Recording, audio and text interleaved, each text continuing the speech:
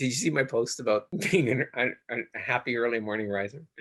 I don't think so. Was it on It was, Facebook? yeah, it was just a text post, but I said being a happy early morning riser in a house full of late risers is like living in The Walking Dead.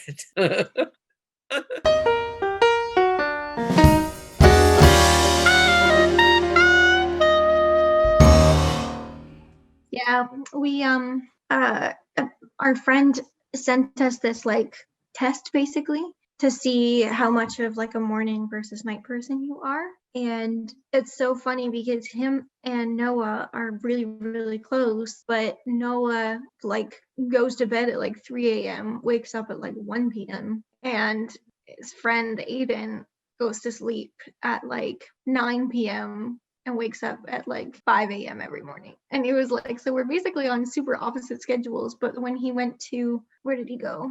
He traveled somewhere and they were basically on the same schedule then because of the time change. So it's just about how you get up and how you go to sleep. I'll go to bed. I can try and go to bed super early and I'll fall asleep, but I'll still sleep till noon.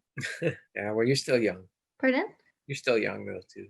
Yeah, but poor Avery. I set so many alarms because if I turn one off by accident, I'll just keep sleeping. But I snooze them in my sleep. And then when the next alarm goes off, it ends up being that like the alarm is going off every couple minutes. And he's like, you gotta stop. He was like, your alarm will go off and I'll go back to sleep and then it'll go off again. And I'll be like, what was that? Like 2 minutes? He's like, how long is your snooze? And I was like, it snoozes for 10 minutes. But the problem is when it has multiple alarms on snooze, They it's all gonna. kind of pile up. Yeah. So he was like, do you want me? He was like, why do you have alarms for 6 if you're not going to get up at 6? I was like, because I want to get up at 6. And he's like, do you want me to wake you up when I get up? And I was like, yes. And then he was like, okay, I'll wake you up before I go into the shower, and then I'll make sure you're actually up after I get out of the shower. That's cool. I was like, okay. Has it worked? We haven't done it yet because that was just last night. We had this conversation and both of us had today off. So Mom always needed more sleep than me. Usually that meant she went to bed earlier and then got up at roughly the same time. But these days she's staying up later and with us, and then she sleeps late. So I don't see her until sometimes till 10 o'clock. The dog's getting her out of bed more, but well, that's the thing is if Nala really needs to go outside, she won't go with Avery unless I give her like the go ahead. And it's like really sweet because Avery's like, I got it, I'll take her out. And then she won't go with him. Like, I'm sorry. It's okay, I'll just come.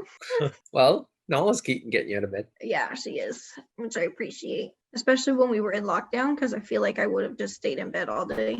Yeah, I could appreciate a little lockdown right now, a bit of a break. Honestly, too. This week I had a day or two that wasn't so bad, but like before that it was like 5 weeks, and I had like not a single day without something going on. Yeah. I'm like more mentally prepared for a lockdown this time around, so I'm like, it can happen. It's fine. It can happen. Please let it happen. And it's hard sometimes because I think about some of my coworkers who are at home just collecting CERB because their hours got significantly reduced, and I can't help but be a little bit jealous. I haven't looked into it again with the new the CRA. Is that right? No, what did they call it now? CRB instead of CERB. Yeah.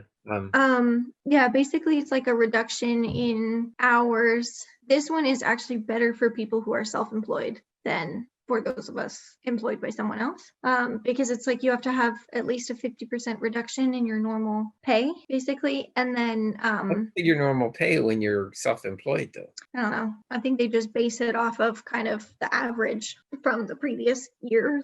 And then because you have to be unable to apply for EI. Mm-hmm. Okay. Yeah.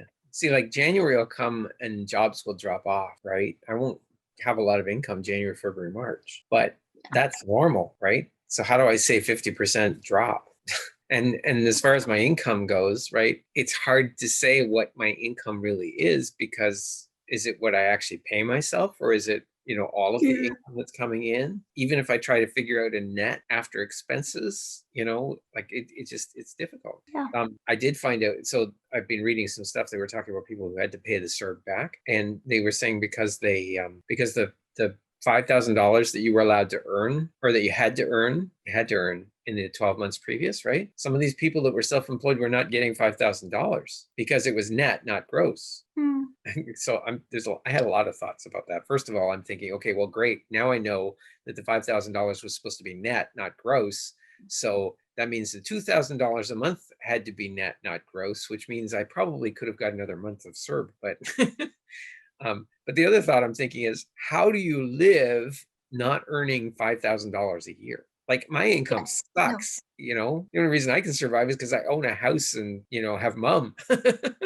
Yeah. I think it's like students who are basically surviving on OSAP, but potentially have like a part-time job. Yeah. But Well, but these are self-employed people though, right? They're yeah, which like, what are you doing with your business if you're not making enough money to Right? survive?